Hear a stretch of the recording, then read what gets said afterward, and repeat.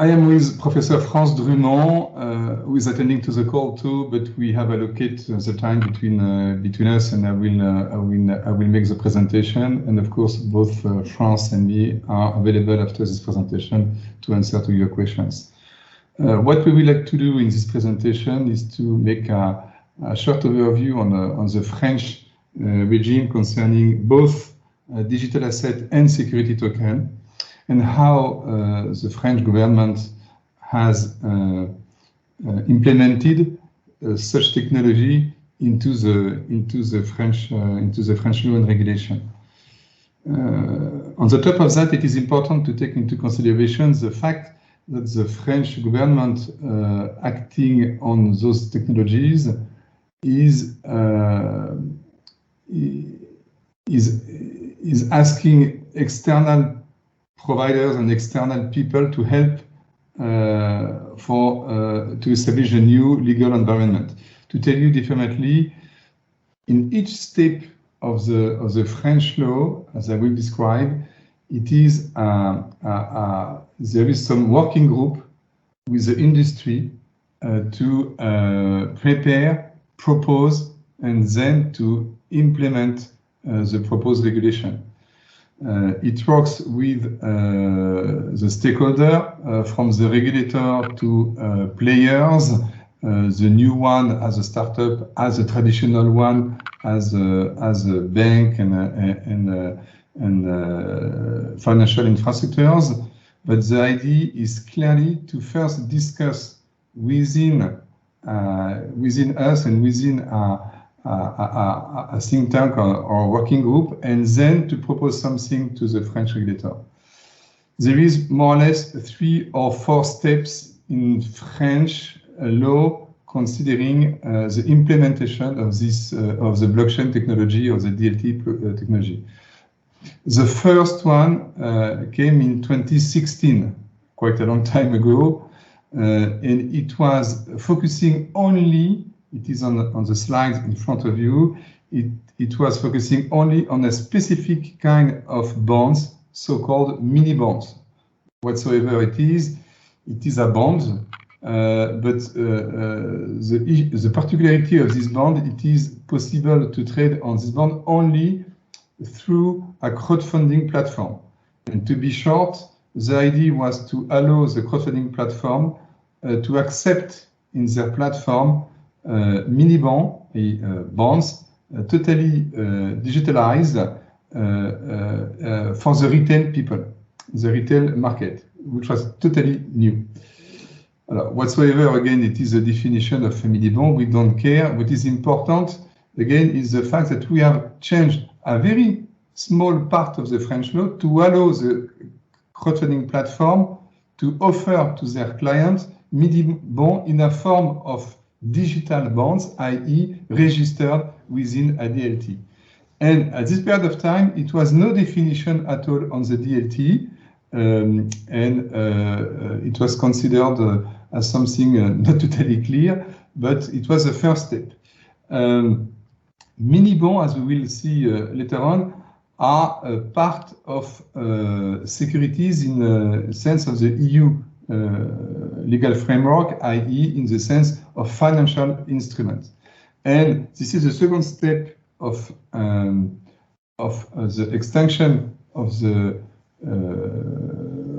French law concerning the DLT and the blockchain, i.e. the possibility in 2017, 1 year after, to use the DLT for the issuance, registration, transfer for securities. And this is an important step of this implementation of blockchain or DLT technology into the French law, because it was the first important regulation which allowed to issuer to use a DLT as a ledger in the sense of registration and transfer of ownership.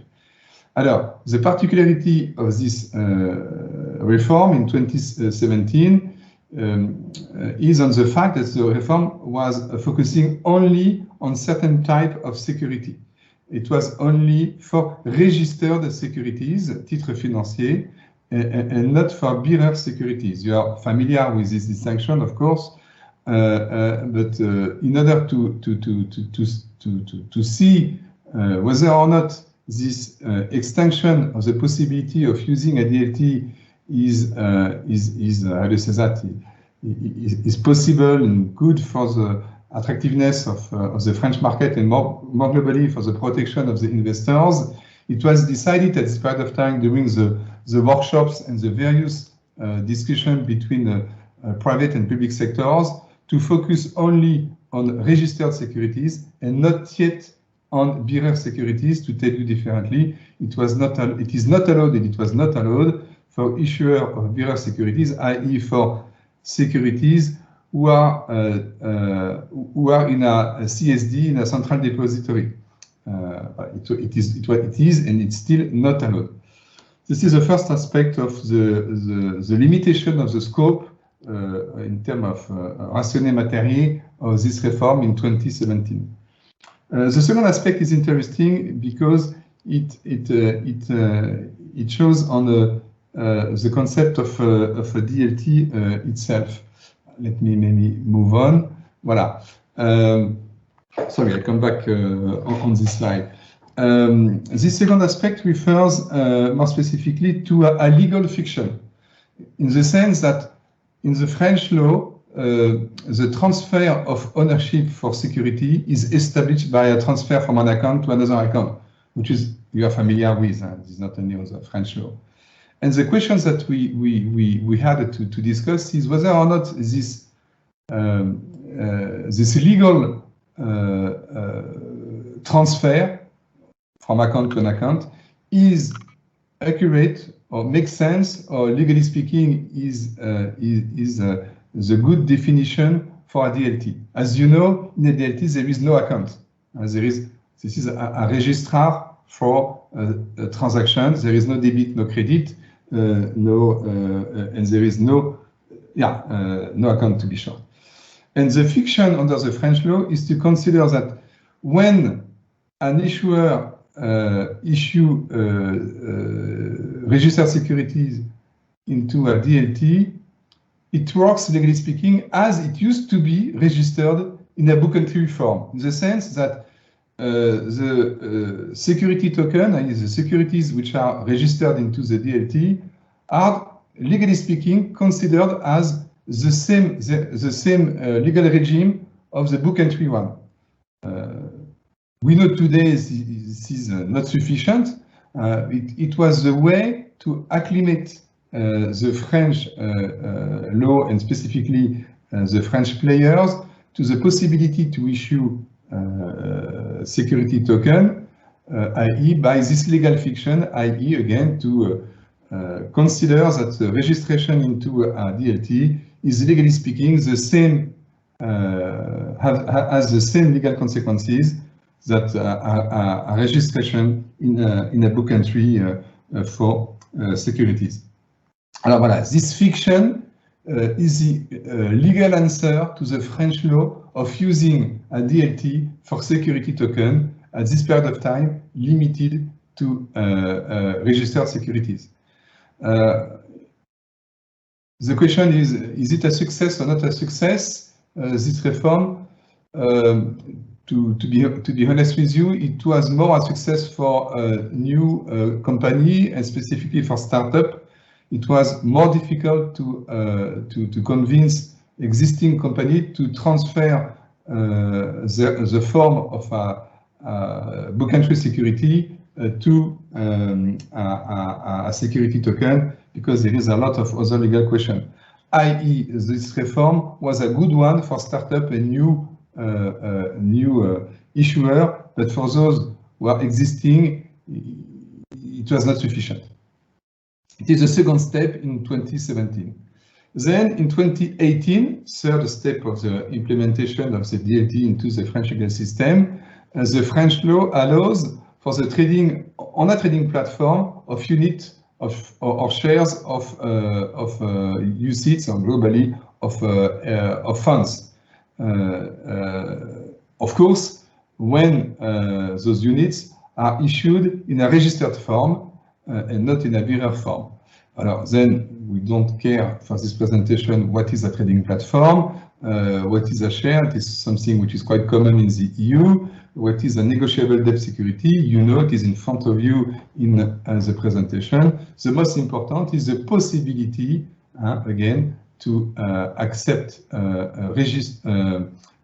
security token for funds, and the fact that funds are treated in the same way that registered securities, to be sure. In 2018, 1 year after the reform in 2017, we consider that it was important to have some clarification on the main characteristics that must be met by DLTs when used for the registration of mini bonds, registered securities, or more globally for registered financial instruments. And there is a decree with some specificities. There is only 3, no more, and it is in front of you. It is quite short, and first of all, as you can imagine, it is technologically neutral, no preference between private and public, no preference between any kind of characteristic of the blockchain. The decree is totally agnostic and neutral, and only 3 main aspects to be fulfilled by those who are using a DLT as a registrar for their securities. The first of one is to designate, implement the possibility, not the possibility, the identification of the owners and the nature and the number of securities which are held. The second is to have a continuity plan, in particular for external system for periodic conservation of data. And the third characteristic and mandatory technical obligation is when the securities are registered in this registration system, the owner of the securities may have his own transaction report. This is the only 3 mandatory obligation for a DLT, nothing more. It is very, very few, and it is considered again that the French law has not to interfere into the technology used by issuer. Voilà. Next one is in 2019. You see, 2016, 17, 18, 19 now, and this is the second step of the implementation of the DLT. Until 2018, it was focusing on security token, and in 2019, the discussion was focusing on digital assets, in the meaning that before the MiCA regulation, and as you maybe know that the French regulation has inspired the MiCA one, by the way, the French law has established the concept of digital assets, actif numérique. And by establishing such kind of legal concept, then the French law establishes a legal regime for professional actors and for those who are acting as a professional to offer digital assets. To be short, it is the same thing that we are seeing on the MiCA regulation. One of the particularities of this law, and this is quite different in the MiCA one, is the fact that we do have 2 legal definitions on what is a digital assets under the French law. You have a broad one, if I may, a definition of token, and you have a small one, a negative definition of cryptocurrencies, in the sense that it was important to say that cryptocurrencies are defined negatively, in the sense that they are not legal tenders, they do not have the legal status of a currency, they are not issued by a central bank or public authority, but they are accepted by people or person as a medium of exchange. And this definition, negative definition and positive definition, is part of the more global one as a token, and a token is an intangible asset representing in digital form one or more rights that can be issued, registered, retained, or transferred by means of distributed ledger technology, allowing the owner of the assets to be identified with the exception of tokens, which is the characteristic of financial instruments. This exception at the end of the definition is very important because you see the same reasoning in the EU regulation with the future MiCA rule. In the sense that under French law, and it is the same under EU law, a digital asset is first something which is not a security token, which is not a financial instrument in the legal term, or an electronic money, or anything else which is defined positively in the French regulation. If it is not a financial instrument or a digital, an electric money, then it could be qualified as a digital asset. To tell you differently, the digital asset is the last possibility of the qualification if the instrument, the token, doesn't meet with other definition. And this aspect, it is important if you compare with other regulation, specifically in the US, the world is divided in two, to be short. There is the world of security and there is the world of digital assets. If this is security, this is not digital asset. And if a digital asset has some characteristic of a financial instrument, then this is a financial instrument and not a digital asset. This is very important to take in mind such kind of reasoning of the French lawmaker, because it is more or less the same reasoning followed by the future MiCA regulation. It is black and white, to be short, definition, even though some people can say, but we don't know exactly what is a financial instrument. This is another discussion. At least financial instrument in the meaning of the MiFID, the EU directive for financial instrument, and then the definition of digital asset for MiCA. There is no overlap between the two. They are totally separate definition, and this is the same in the French law. Last step, which is not yet implemented, is the step after the publishing of the pilot regime in the EU official journal in June 2022. I suppose all of you know this pilot regime. You have some aspect in front of you, and as it is a regulation, as you know, this regulation is implemented directly in the 27 member states. As you know, the pilot regime is the possibility for some actors to use distributor ledger, and specifically for market infrastructures. To be short, it is only market infrastructure which can use DLT as an exception of the existing MiFID regime. And as you know, the pilot regime is enacting some exemption on some EU directive on regulation for using a DLT. Then you have DLT multilateral trading facilities, DLT settlement system, and DLT trading and settlement system. All of them have the possibility to use a DLT as a technology for their activity. But the application of this regime is limited to certain type of securities. First of all, it is limited to securities. It is not for digital assets. You have in front of you the various threshold. We don't care for the reasoning, and depending whether it is shares, bonds, or UCITS, or more globally, funds. Voilà. And depending on the threshold, you cannot use a DLT. But what is important to know that this pilot regime is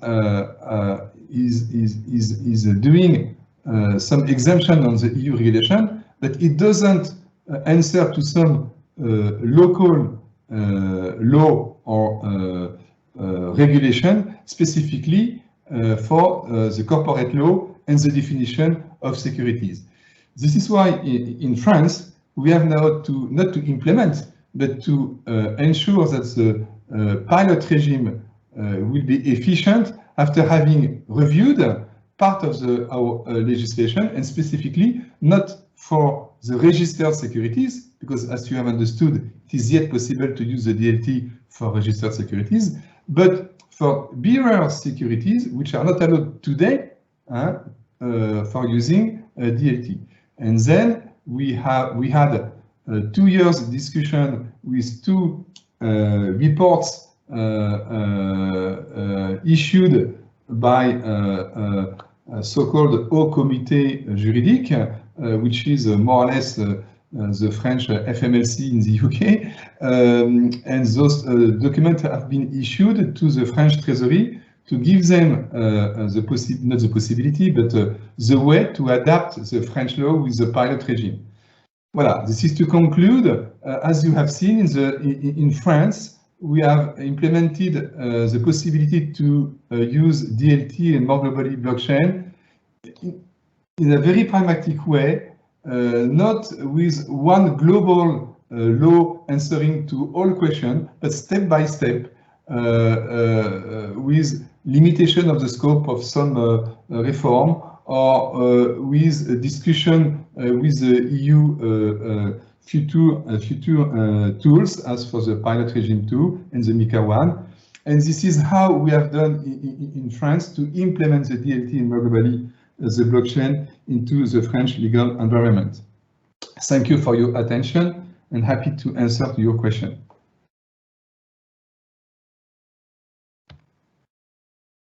Harry? Thank you very much for this presentation. Just as a note, I have enabled the chat for participants in case they want to type out questions. We'll give it a few seconds to see if any questions appear.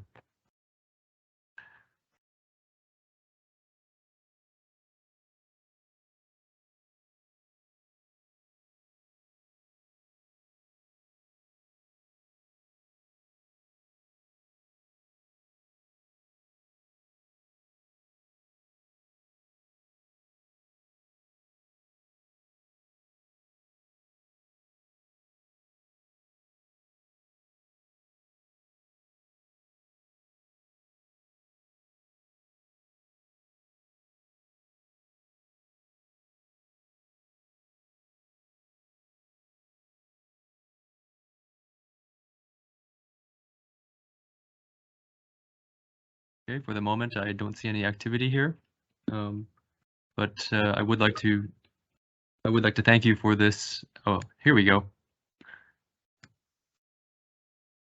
When we are talking about NFTs, how are they treated in the French law? They are not yet today as such, in the meaning that when the French law has been drafted to be the 2019 Pact law, the NFT was not so much known, if I may, and in fact the law has not been drafted to cover the NFT. And today the situation is quite clear in the sense that depending on the features, on the characteristics of the NFT, they will be considered as a financial instrument or an IP. They will be qualified as an intellectual property, and finally, if none of the two, they will be qualified as a digital asset. And today, the answer depends on the content of the NFT. What we see, of course, is hybrid NFTs, where it is difficult to have a clear answer. But to be sure, the French regulator is in favor to consider pure NFT, i.e. art NFT or something similar to art NFT, not being qualified as a financial instrument or a digital asset, but something totally different. There is a report from the French Ministry of Culture issued in July this year, specifically on this point, and considering that NFT, which are clearly NFT with intellectual property rights, should not be considered either as a financial instrument or as a digital asset.